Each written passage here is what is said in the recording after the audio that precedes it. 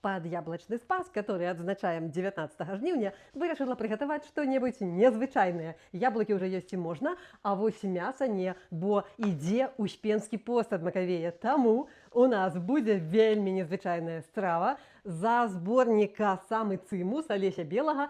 Тут сабраныя стравы беларускай яўрэйскай кухні. І мы прыгатуем фаршмак з яблыкамі. Гэта будзе сялёдка.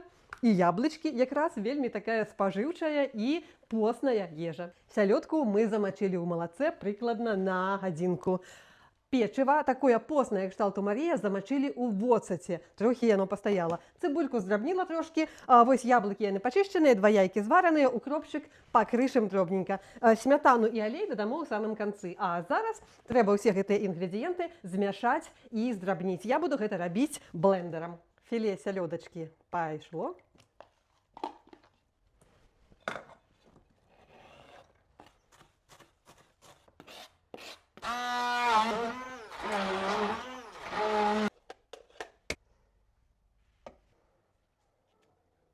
Доўгі час пытанне гатаваць фаршмак з яблыкам цібец было вельмі важным, бо на Беларусі гатавалі з чыстага целяца, а вось на Галічыне дадавалі яблык.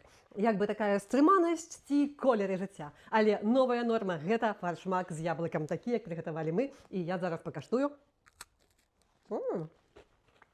Самы цымус. Вельмі раю, гатуйце і вы.